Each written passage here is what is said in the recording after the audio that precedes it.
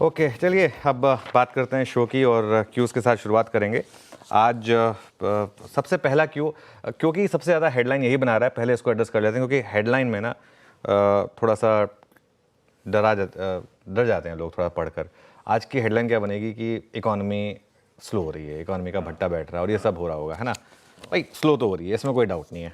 FY25 में 6.4% GDP के estimates कल आए हैं।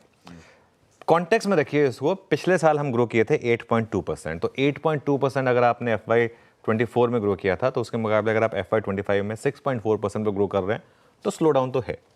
लेकिन स्लो डाउन है ये हमें पता है। पिछली RBI मॉनेटरी पॉलिसी में ऑलरेडी RBI 6.6% पे उसको ला चुका था। अब उसके मुकाबले हम कह रहे हैं कि 6.4%, तो 0.2% और एस्टिमेट कम हुआ है बेसिकली। नॉमिनल GDP ग्रोथ 9.7% रहने का अनुमान है। नॉमिनल ज़्यादा इंपॉर्टेंट होता है। नॉमिनल क्या होता है, आपका GDP प्लस उसमें आप इन्फ्लेशन ऐड कर दीजिए बेसिकली, तो इवेंचुअली अर्निंग्स ग्रोथ उस हिसाब से आती है। और आशीष 9%, 9.7% नॉमिनल GDP, 9.7% ये आपका निफ्टी भागा पिछले साल। तो इवेंचुअली मार्केट जो है वो अर्निंग्स को प्राइस इन करती है। ये एक बहुत सिंपल चीज़ है। बजट में सरकार ने कहा था 10.5% के करीब करेंगे, लेकिन जो पॉइंट मैं बोल रहा हूँ कि बाजार इसको पहले पचा चुका है ना। इसमें एक अगर आप चीज़ नोटिस करें तो RBI पहले ही अपना जो एस्टिमेट है वो 6.6% पर ला चुका है। 6.6% और 6.4% में कोई बहुत बड़ा वाव फैक्टर नहीं है। अगर भाई ये नंबर सीधा 8 पॉइंट समथिंग से 6.4 पर आया होता तब आपके लिए एक झटके वाली बात थी। 6.6% और 6.4% में कोई अब बाल की खाल उधेड़ने वाली बात है कि नहीं और स्लो हो रही है इकोनॉमी, और हो सकता है 6.4 भी ना हो, इससे भी कम हो जाए। बिल्कुल मोटा मोटी बात यह है कि 36% नंबर आ रहे थे, अब 35% आ रहे हैं। पास हो गए हैं आप बेसिकली, लेकिन डिस्टिंक्शन से बहुत दूर है। तो मामला सारा ये है मार्केट का इस समय। लेकिन एक चीज़ जो नहीं छुप सकती इससे, वो है इकोनॉमी स्लो हो रही है। और इस मार्केट का सबसे बड़ा रिस्क स्टैगफ्लेशन का ही है। मतलब आप स्टैग्नेंट हो रहे हैं लेकिन आपकी इन्फ्लेशन इंटैक्ट है। अगर 10% के नॉमिनल GDP में 4% या 5% आपका इन्फ्लेशन से आ रहा हो तो वो आपके लिए ख़राब है ना। तो इसके लिए जब हमारी ड्रीम फेज था तब 8 से 8.5%, 8% के करीब इकोनॉमी बढ़ती थी और 4-5% इन्फ्लेशन होती थी। वो फेज चाहिए मार्केट को। तो सरकार की जैसे ना दरकार ये है, बाजार की दरकार ये है कि सरकार कुछ बड़ा करे, और करना पड़ेगा वरना ये दिक्कत बढ़ जाएगी। और मैं बता रहा हूँ ये बजट जो है ना, ये जो आने वाला बजट है ये मेक और ब्रेक बजट है। इसलिए हम बार बार इसकी बात कर रहे हैं कि मेक और ब्रेक बजट, मेक और ब्रेक बजट। और रोज़ हम इस पर एक प्रोग्रामिंग भी कर रहे हैं। रोज़ हम लक्ष्मण जी को जोड़ते हैं, रोज़ हम कुछ ना कुछ बजट से रिलेटेड प्रोग्रामिंग करने की कोशिश कर रहे हैं।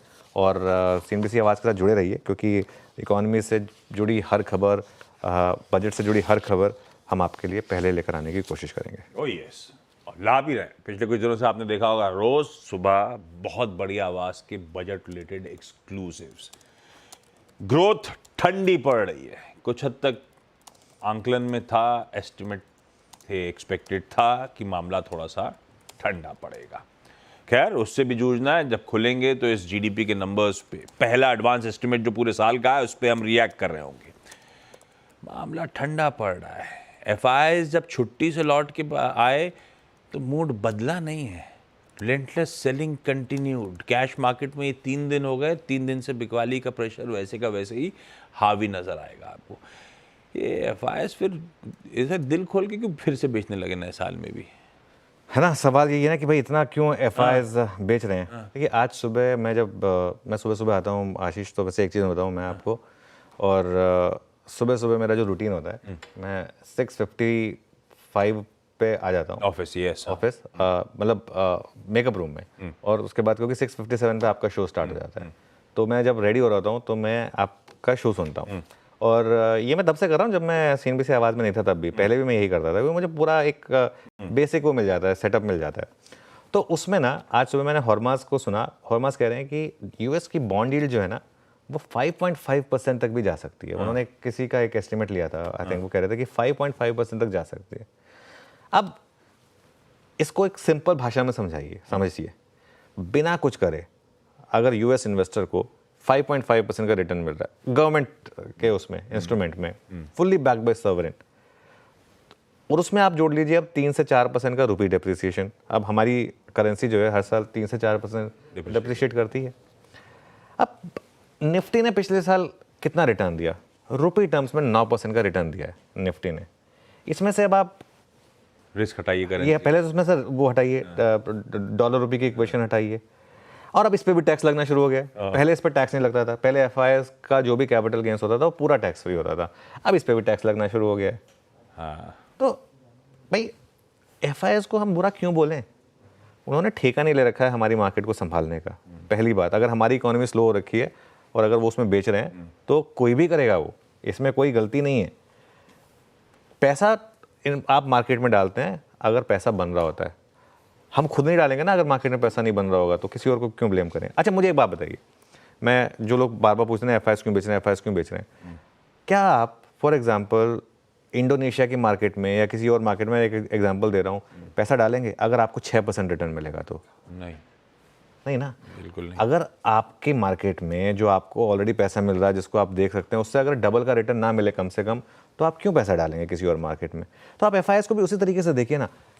वहाँ पर अगर उनको अपनी मार्केट में 9-10% मिल रहा है विदाउट टेकिंग एनी रिस्क, और उनकी एक्विटीज़ में तो और भी ज़्यादा पैसा बना रहे हैं वो, अगर ऐसा पैसा बन रहा है तो वो एक रिस्की मार्केट में, at the end of the day emerging market risky market होती है, at the end of the day इस मार्केट में पैसा क्यों डालेंगे? और हाँ, ये वापस लौटेंगे एफआईएस, ये मेरा मानना है, इवेंचुअली वापस आएंगे, लेकिन तब आएंगे जब ग्रोथ दिखेगी इन्हें, तब आएगी जब अर्निंग्स दिखेगी, तब आएगी जब स्टॉक प्राइस रिटर्न्स दिखेंगे। तीन में से एक या दो चीज़ तो होनी जरूरी है, तीनों नहीं हो रही है। इसमें ना अर्निंग्स आ रही हैं, ना ग्रोथ दिख रही है, ना स्टॉक प्राइस में रिटर्न्स आ रहे हैं। कोई क्यों आएगा? कोई भी नहीं आएगा, और इनको ब्लेम भी नहीं करना चाहिए हमें, बहुत सिंपल चीज़ है। हाँ, एक चीज़ हो रही है, डोमेस्टिक पैसा हमारा इंटैक्ट है, उसमें कोई कमी नहीं आ रही है, चाहे आप एसआईपी देखें, चाहे आप म्यूचुअल फंड देखें, लेकिन इसकी भी एक पेन पॉइंट आएगी, इस पैसे की भी एक पेन पॉइंट आएगी। अभी क्या हो रहा है, अब तक घरेलू निवेशकों ने नेगेटिव साल नहीं देखा है, 9 साल से हम पॉजिटिव रिटर्न दे रहे हैं इस मार्केट में, 9 साल से। और बहुत लोगों को ये रिस्क लग रहा है कि 2025 पहला नेगेटिव साल हो सकता है अगर कुछ एनिमल स्पिरिट्स नहीं जागी आपकी तो अगर बाजार ने नेगेटिव रिटर्न देना शुरू करा, फॉर एग्जांपल कई लोगों को ऑलरेडी नेगेटिव रिटर्न मिलना शुरू हो गया है, ठीक है, कईयों के पोर्टफोलियो ऑलरेडी नेगेटिव हैं। अगर ऐसा हुआ तो क्या हुआ? मैं ये सब चीज़ें डराने के लिए नहीं कह रहा हूँ, लेकिन मैं चीज़ें बार बार इसलिए कह रहा हूँ, स्लो डाउन है और हमें कुछ करने की ज़रूरत है इसमें, और इसको एक जिसे कहते हैं ना एनिमल स्पिरिट शेकअप करने की ज़रूरत है। उसका बेस्ट एग्जांपल होता है बजट, और ये बजट इसलिए मैं कह रहा हूँ बार बार कि मेक और ब्रेक होगा, और इससे अगर कोई ट्रिगर आ गया तो अच्छी बात है, वरना और 3-4 महीने में लग रहा है मार्केट में थोड़ा सा टेंशन रह सकती है। सारा दारोमदार निर्मला ताई पर है भाई। 1 फरवरी के बजट पे एनिमल स्पिरिट, एनिमल इंस्टिंक्ट्स जगाने के लिए, इकॉनमी को सहारा देने के लिए, ये है अहमियत उस सैटरडे के बजट की भाई साहब। इस तरह का कंसर्निंग स्लो डाउन, एफआईएस की रिलेंटलेस सेलिंग, थोड़ा सा मूड माहौल दिक्कत भरा, आपकी अपफ्रंट कमेंट्री भी, ये फेज़ बहुत चैलेंजिंग है। ऐसे में ज़रा 6 महीने का चार्ट उठाएंगे निफ्टी का, 3 महीने का उठाइएगा निफ्टी का, तो जो नवंबर के लोज, मेरे ख्याल से क्लोजिंग बेसिस पे 23,350 तक के जोन्स तक गए थे हम लोग, वहाँ से बाउंस बैक लिया था। एक डर बन रहा है क्या उन लोज को हम चैलेंज करने की तैयारी कर रहे हैं? ये चार्ट तो चीख चीख के कह रहा है कि वो वहाँ जा रहे हैं, वो लोस टूटेंगे, क्योंकि मार्केट का टेक्सचर ये आपको बता रहा है। आप पिछले कई दिनों का टेक्सचर उठा के देख लीजिए। कहने को हम रोज़ बता देते हैं कि अब ये लेवल बच गया तो ठीक है, ये लेवल बच गया तो ठीक है, लेकिन मार्केट कोई भी रैली सस्टेन नहीं कर पा रहा है। कल भी देखिए आप रैली नहीं सस्टेन कर पाया। और एक और चीज़, निफ्टी और बैंक निफ्टी दोनों 200 डे सिंपल मूविंग एवरेज के कंफर्टेबली नीचे ट्रेड कर रहे हैं। निफ्टी करीब करीब 200 पॉइंट और बैंक निफ्टी करीब करीब 500 पॉइंट 200 डे मूविंग एवरेज के। परसेंटेज टर्म्स में ऑलमोस्ट दोनों का सेम है, 200 डे मूविंग एवरेज से करीब 1% नीचे दोनों के दोनों इंडेक्स अब सेटल हो चुके हैं। और एक चीज़, बैंक निफ्टी नवंबर लोज पहले ही तोड़ चुका है। वो इंडेक्स जो दिसंबर में एक समय लग रहा था कि ऑल टाइम हाई पे भी जाने को तैयार है, वो ऑलरेडी नवंबर लोज के नीचे, कल का जो लो था वो नवंबर के लो से नीचे था, ऑलरेडी बैंक निफ्टी कर चुका है, कल का या परसों का।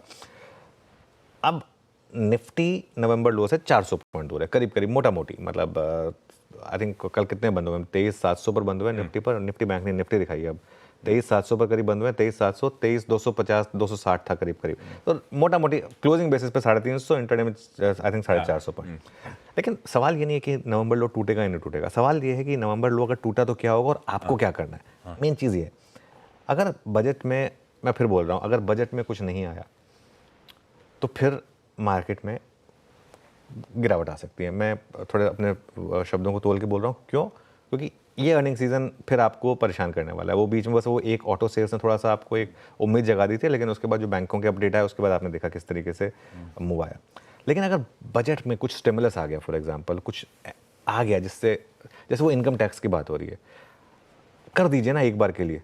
मैं कह रहा हूँ जो इनकम टैक्स पेयर्स हैं सबसे ज़्यादा उन्होंने इकोनॉमी को संभाला है, सबसे ज़्यादा वही, और बाकी लोग कुछ भी करें या ना करें, वो लोग तो इकोनॉमी को लगातार सपोर्ट कर रहे हैं। उनको दे दीजिए कुछ स्टिमुलस, उनको दे दीजिए पैसा खर्च करने के लिए।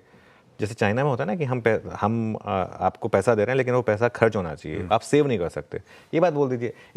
एक चीज़ ये हो सकती है, आप एक टैक्स कम करिए, बोलिए कि लेकिन ये इसमें से जितना आप पैसा बचाएंगे ना, ये आपके सेविंग्स अकाउंट में रह सकता है, इसको इकोनॉमी में आपको खर्च करना है। आप मुझे देने के बजाय, सरकार को देने के बजाय, आप इकोनॉमी में खर्च करिए, ऐसा कुछ कर दीजिए। और अगर इकोनॉमी रिवाइव होगी तो वो आपको वापस वाया जीएसटी वापस वो मिल जाएगा। उसमें मतलब वो तो एक हाथ दे एक हाथ ले वाली बात हो जाएगी। लेकिन किसी को ये बात बतानी पड़ेगी और मतलब किसी को ये चीज़ करनी पड़ेगी। प्रॉब्लम है, ये बात माननी पड़ेगी। जब तक आप मानेंगे नहीं ना कि प्रॉब्लम है, तब तक सोल्यूशन नहीं निकलेगा। पहली चीज़ सोल्यूशन निकालने की होती है कि मानना कि प्रॉब्लम है। तो इस समय इकोनॉमी में प्रॉब्लम है, ये मानना पड़ेगा और उसके बाद आपको उस पर काम करना पड़ेगा। और वो उसके बाद काम कैसे होगा, और ये ना पीएम मोदी और एफएम निर्मला जी इसी लेवल पे होगा, उसके नीचे के लेवल पे होगा भी नहीं है, ये उसी लेवल पर होगा। तो ये करने की ज़रूरत है। और जब तक ये ना हो तब तक बाजार में पैसा कैसे बन रहा है, बेचकर। सेल ऑन रैलीज पर पैसा बन रहा है, जहां भी रैली फेल हो वहां बेचकर बड़ा पैसा बन रहा है। कल भी एक व्यू जो था ना आशीष, एक कॉन्फिडेंट व्यू था कि आप इस रैली को फेल होने बेच दीजिए, एक बार तो मार्केट आपको पैसा बना के देगी। उसने आधे घंटे में ही वो पैसा बना के दे दिया। उसके बाद भले ही थोड़ी सी रिकवरी आई, लेकिन कल भी जो सबसे बड़ी ट्रेड थी वो शुरू में ही मिल गई थी आपको सेल ऑन रैली की ना। बिल्कुल ठीक है, कल ये अपफ्रंट बात हुई थी, जहां पहली रैली फेल हो बेचिएगा।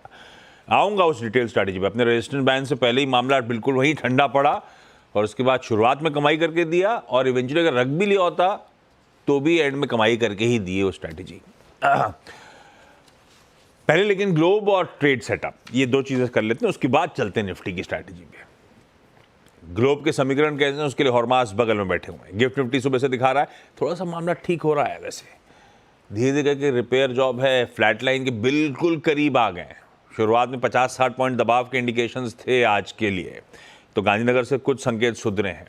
एशिया नहीं सुधरा है, मिला जुला कामकाज हो रहा है। यूएस का हैंडओवर थोड़ा सा दिक्कत भरा था, आधे % से 1.5-2%, तीनों बेंचमार्क्स कल दबाव में थे। एक चीज़ जो सुधर रही है वो है यूएस के फ्यूचर्स। धीरे धीरे करके वो इस समय इन ग्रीन तीनों बेंचमार्क्स ट्रेड कर रहे हैं और 1/4% उछाल तक कामकाज हो रहा है। यूएस के फ्यूचर्स बढ़िया कर रहे हैं धीरे धीरे। पर हॉर्मास से जान लिया जाए मूड मॉल है कैसा, कल क्यों मामला। एक दिन नैस्डैक इतना चला था, उसकी तारीफ करनी पड़ी, और आज वो फोकस में है क्योंकि धुल गया, वही 0.25% गिर गया। हॉर्मास, गुड मॉर्निंग, कैसा मूड? गुड मॉर्निंग आशीष, गुड मॉर्निंग अनुज। और ये 1 स्टेप फॉरवर्ड 2 स्टेप्स बैक आप ये कह सकते हैं, क्योंकि कल जितना चढ़े थे मंगलवार को उतना ही गिर भी गए। Yes. और जिन सारे पॉजिटिव क्यूज की हम बात कर रहे थे कि डॉलर कमजोर हुआ है, यील्ड्स में गिरावट आई है, Yes. और क्रूड ऑयल प्राइसेस में थोड़े से संभल रहे, वो सारे रिवर्स हो गए, नजर लग गई, सारे रिवर्स हो गए, क्योंकि डॉलर फिर से 109 के पास आ चुका है। यील्ड्स की हम बात करेंगे, कल भी नैस्डैक जो आउट परफॉर्मर था वो अंडर परफॉर्मर रहा, क्योंकि बिग टेक के सभी शेयरों में गिरावट देखने मिली। एनवीडिया रिकॉर्ड हाई से फिसला, टेस्ला का डाउनग्रेड आया इसलिए वो फिसला, बाकी के सारे जो बिग टेक के शेयर थे वो भी आधे से 2% तक गिरे हैं। तो उसी वजह से नैस्डैक पर दबाव पड़ा। मगर जो बड़ा ट्रिगर कल यूएस मार्केट्स की वॉलेटिलिटी के लिए था वो ये था कि बॉन्ड मार्केट्स में ज़बरदस्त हमें एक्शन देखने मिल रहा है, क्योंकि जो 10 ईयर की यील्ड है वो 4.7 तक आ चुकी है। और कल एक बॉन्ड ऑक्शन हुआ था लगभग $40 बिलियन का, उसमें जो यील्ड की डिमांड आई वो 2007 के बाद की सबसे ऊंचे स्तरों पर थी। तो वो एक नज़र रखने वाली बात है। और अब जो है 10 ईयर की जो यील्ड है वो फेड का जो पहला कट हुआ था सितंबर में, उससे अब 1% बढ़ चुकी है। तो ये एक नज़र रखने वाली बात होगी। और टर्म प्रीमियम जो है वो 2015 के सबसे ऊंचे लेवल पर आ चुका है। टर्म प्रीमियम में क्या है कि ये जो एडिशनल जो लॉन्गर टर्म ड्यूरेशन जो बॉन्ड्स होते हैं उसमें जो अतिरिक्त यील्ड मांगी जाती है निवेशकों द्वारा कि आप लॉन्गर ड्यूरेशन के बॉन्ड्स को होल्ड करें, शॉर्टर ड्यूरेशन को रोल ओवर करने की बजाय, वो टर्म प्रीमियम वो सबसे ज़्यादा 2015 के सबसे ज़्यादा लेवल पर आ चुकी है। अब वो 10 ईयर की यील्ड कहाँ जाएगी? सीएमई का कहना है कि फरवरी तक तो 5% आ जाएगा, 5% अक्टूबर 2023 में आया था पिछली बार। आईएनजी का कहना है कि साल के अंत तक 5.5% हो सकता है। टी रो प्राइस का कहना है कि 6% भी हो सकता है इस साल 10 ईयर की जो यील्ड है। जॉब्स ओपनिंग्स के मैक्रो डेटा अच्छे थे, क्योंकि जॉब ओपनिंग्स 6 महीने के सबसे ऊंचे स्तरों पर है। सर्विसेज पीएमआई भी अनुमान से बेहतर था, मगर जो उत्पादन में जो लागत लगती है उसका जो एक इंडेक्स है वो थोड़ा सा बढ़कर आया, 64.4 आया। और उत्पादक जो है अभी भी वहाँ के, वो एक मजबूत डॉलर, ट्रम्प के टैरिफ्स की जो अनसर्टनिटीज़ है उसकी वजह से थोड़े से चिंता में है। अब एनालिस्ट का क्या कहना है? जेपी मॉर्गन का कहना है कि जो यील्ड कर्व है वो अपने फंडामेंटल से ज़्यादा स्टीपन हो चुका है, ये थोड़ा ज़्यादा हो चला है। स्ट्रेटिगैस का कहना है कि हम तो चाहते हैं कहे कि द वर्स्ट इज़ ओवर, मगर ऐसा कोई इंडिकेशन हमें तो नहीं दिख रहा कि शॉर्ट पोजीशन जो है वो एग्जॉस्ट हो गई है बॉन्ड मार्केट में, ऐसा तो कुछ हमें नहीं नज़र आ रहा। न्यूयॉर्क लाइफ का कहना है कि 3.5% से लेकर 5.1% एक रीजनेबल रेंज होगी 10 ईयर की यील्ड के लिए। और बैंक ऑफ अमेरिका ये कह रहा है कि अब जिस तरह का इकोनॉमिक डेटा निकल कर आ रहा है वो ट्रेडर्स अगर मजबूत हुआ तो ट्रेडर्स उसे एक नेगेटिव की तरह देखेंगे, क्योंकि फेड की रेट कट की प्रोबेबिलिटी कम हो जाएगी मजबूत इकोनॉमिक डेटा की वजह से। और महंगाई की चिंता तो अभी भी बनी हुई है। और सीएमई का जो फेड वॉच टूल है वो अभी भी 94% पर बना हुआ है प्रोबेबिलिटी के इस महीने तो स्टेटस को ही आना है। आज एफओएमसी मिनट्स आएंगे, उन पर नज़र रखने की सबसे ज़्यादा ज़रूरत है, वो बड़ा ट्रिगर होगा। कल तो बाजार बंद हो गए तो वहाँ पे कोई बड़ा ट्रिगर आएगा नहीं, कल बंद होंगे बाजार, आज नहीं। और एडीपी के एम्प्लॉयमेंट के डेटा आएंगे तो वहाँ पे नज़र रखने की ज़रूरत है। तो यील्ड्स, डॉलर मजबूत, क्रूड प्राइसेस मजबूत, हैंडओवर कमज़ोर। बॉन्ड यील्ड्स को लेकर सबसे बड़ा कंफ्यूजन आउटलुक को लेकर। ट्रम्प साहब के इनॉग्रेशन से पहले, जब पिछली बार ट्रम्प साहब आए थे उससे पहले भी बहुत कुछ बाजार ने डिस्काउंट किया था, आपको याद होगा। और फिर उनके तमाम फैसलों के बावजूद सब कुछ कूल ऑफ होना शुरू हुआ था। होपिंग ऐसी कुछ इस बार भी हो जाए मामला, पर देखते हैं, एनीबडीज गैस। लेकिन ये थोड़े से कंसर्न्स हैं, चाहे वो इक्विटीज का हैंडओवर हो, bond yields, dollar index, Brent, थोड़ा सा मामला सब गड़बड़ाता हुआ दिख रहा है, थोड़ा सा हैंडओवर अच्छा नहीं है। ऐसे में कल का सेशन एक बार स्क्रीन पर रखिएगा, ठंडा ही रहा। मंडे की तगड़ी पिटाई से उभरे जरूर थे लेकिन कुछ मजा नहीं आया, कोई दमखम दिखा नहीं पाए। कैसा लग रहा है इस बीच ट्रेड सेटअप आपको? देखिए आशीष, जहाँ तक सेटअप की बात है, डीआईएस की बाइंग, एफआईएस की सेलिंग कंटिन्यू कर रही है। लेकिन एक चीज़ जो मुझे कल बहुत इंटरेस्टिंग लगी, अभी भी एफआईएस के वॉल्यूम्स जो है ना पिकअप नहीं हो रहे हैं। 24,000 करोड़ के ग्रॉस वॉल्यूम है जो 64,000 करोड़ के करीब हुआ करते थे। शायद एक्सटेंडेड ब्रेक मना रहे हैं वो भी, वैसे ही मार्केट में कुछ हो तो रहा नहीं है। बोले ट्रम्प साहब के आने के बाद वैसे ही ज़्यादा काम करना पड़ेगा तो छुट्टी ले लेते हैं। एग्जैक्टली। अच्छा, वैसे ये जो हो रहा है ना, जो कल मेटा ने कहा है कि वो फैक्ट चेकिंग यूनिट बंद कर रहे हैं, ये काफ़ी ख़राब चीज़ है वैसे फ्रैंकली। मतलब अब ऑलमोस्ट हर कोई ना पावर्स के साथ अलाइन हो रहा है। पावर के साथ सबको इवेंचुअली अलाइन होना होता है ना, ऑप्शन क्या होता है। लेकिन ये मतलब गलत चीज़ है, क्योंकि अब आप कुछ भी डाल सकते हैं फेसबुक और मेटा पर, और वो आपका अकाउंट सस्पेंड नहीं होगा उसकी वजह से अगर आपने कुछ गलत डाल दिया। ये डेंजरस है मेरे ख्याल से। खैर एनीवे, अब वो वहाँ पे फ्री स्पीच, वो अब उनका ये मानना है कि free speech has to be total and absolute. But free speech में क्या आप किसी को हर्ट कर सकते हैं, क्या आप झूठ बोलकर किसी को उकसा सकते हैं, फिर ये थोड़ा सा ग्रे एरिया बन जाएगा। खैर एनीवे, वो कल एक इम्पॉर्टेंट चीज़ हुई। अब आते हैं ट्रेड सेटअप पर। कल डीआईएस ने बाइंग की 1600 करोड़ की, एफआईएस ने सेलिंग की करीब 1500 करोड़ की, और वो बार्स आएंगे आपकी स्क्रीन पर। है क्या डेटा, ज़रा दिखाइए एक बार। ये देखिए, ये डीआईएस और एफआईएस, ये कल डीआईएस का 1600 करोड़ का बाइंग और एफआईएस का 1500 करोड़ की सेलिंग। तो क्लियरली वो तो इंटैक्ट है। सिर्फ एक दिन एफआईएस आ गए थे बाय करने के लिए, उस दिन भी वॉल्यूम काफ़ी कम थे। अब आप पोजीशनिंग देखिए इंडेक्स फ्यूचर्स में क्लाइंट्स और एफआईएस की, तो ऑब्वियसली क्लाइंट्स लॉन्ग हैं, एफआईएस शॉर्ट हैं। और अगर आप उसको चेंजेस में कन्वर्ट करेंगे, कल बहुत इंटरेस्टिंग चीज़ हुई। कल क्लाइंट्स ने लॉन्ग और शॉर्ट दोनों काटे, एफआईएस ने लॉन्ग और शॉर्ट दोनों जोड़े। ये बहुत इंटरेस्टिंग लग रहा था मुझे। शायद निफ्टी और बैंक निफ्टी का एक कुछ डिफरेंशियल इसमें कैप्चर होने की कोशिश हो रही हो, क्योंकि विद इन इंडेक्स फ्यूचर्स कल इंटरेस्टिंग हुआ। एफआईएस ने 35 करोड़ बेचे, स्टॉक फ्यूचर में 2400 करोड़ खरीदे। लेकिन जैसे मैं कह रहा हूँ, with in index futures Nifty में सेलिंग हुई और बैंक निफ्टी में बाइंग हुई। तो ये हो सकता है कि वो जो लॉन्ग जोड़े गए हैं वो बैंक निफ्टी में जोड़े गए हैं, शॉर्ट जोड़े गए हैं वो निफ्टी में जोड़े गए हैं। ये पॉसिबल है। ये कल की सेटअप में देखिए, निफ्टी में सेलिंग और बैंक निफ्टी में कल बाइंग हुई है टेबल में, अगर आप नोटिस करेंगे तो। और लॉन्ग शॉर्ट 9600 लॉन्ग ऐड और 8100 शॉर्ट ऐड। तो ये एक मोटा मोटी एनालिसिस तो ये बता रहा है कि बैंक निफ्टी में लॉन्ग ऐड हुए हैं और निफ्टी में शॉर्ट ऐड हुए हैं। अगर आप उसको टेबल में देखेंगे लॉन्ग शॉर्ट की, तो अब हम 19.8% लॉन्ग पर हैं और 2,21,000 नेट कॉन्ट्रैक्ट शॉर्ट हैं एफआईएस के। तो मार्केट तो अग्रेसिवली अभी भी शॉर्ट है। इंडेक्स ऑप्शंस में अगर आप देखें तो कल कुछ कॉल लॉन्ग्स अनवाइंड की एफआईएस ने और उसमें कॉल शॉर्ट ऐड की। अगर आप इंडिया विक्स देखें, कल थोड़ा सा कूल ऑफ हुआ परसों की बड़ी रैली के बाद। 6% इंडिया विक्स कूल ऑफ हुआ कल, 14.66 पर आया। पुट कॉल रेशो आया कल 0.82 पर वर्सेस 0.72, तो थोड़ा सा तो पुट कॉल रेशो इंप्रूव हुआ है। और उसके अलावा अगर आप बैन की बात देखें तो एक स्टॉक ऐड हुआ जो कल हमने बताया भी था क्लोजिंग में, बंधन बैंक। बंधन बैंक कल बैन में ऐड हुआ और ऑलरेडी 3 स्टॉक हैं, हिंदुस्तान कॉपर, मन्नापुरम और आरबीएल बैंक। सेटअप परसों के मुकाबले थोड़ा कम ओवरसोल्ड है, लेकिन जो भी है मार्केट है तो अभी ओवरसोल्ड ही। ओवरसोल्ड मार्केट्स हैं पर ग्लोबल हैंडओवर उतना कंड्यूसिव नहीं। ऐसे में निफ्टी में कैसे स्ट्रैटेजाइज करें? कल का निफ्टी स्क्रीन्स पर आएगा। एक सुबह चर्चा हुई थी कि इस वॉलेटिलिटी के बीच में एक तरफ का नज़रिया लेना मुश्किल है, लेकिन अपफ्रंट कहा गया था कि जहां सुबह की रैली फेल हो वहां बेचिए। और इवन लेवल्स के लिहाज से 23,831, अगर वहाँ वो लेवल्स ब्रीच नहीं हो रहे हैं तो वहाँ तक का कोई भी उछाल बिकवाली करने के मौके होंगे। पुल बैक शॉर्ट कवरिंग 831 के ऊपर ही आएगी। आपका निफ्टी गया 800 तक का शुरुआती ट्रेड में। खुलते ही जहाँ रैली फेल हुई बेचना, 831 के जोन से पहले अगर मामला ठंडा पड़ रहा है तो बेचना, कमा के दिया। और इनफैक्ट शुरुआती आधे घंटे में ही वो 45 मिनट में ही बढ़िया गाड़ी कमाई थी। नहीं भुना पाए थे तो भी इवेंचुअली मामला ठंडा पड़ते पड़ते ऊपरी स्तरों से 90 पॉइंट निफ्टी ठंडा होकर ही कामकाज करता हुआ सेशन की समाप्ति करता हुआ नजर आया। तो स्ट्रैटेजी तो सही पड़ी। अब आज के लिए इतनी सारे क्यूज हैं जिस पे हमें रिएक्ट करना है।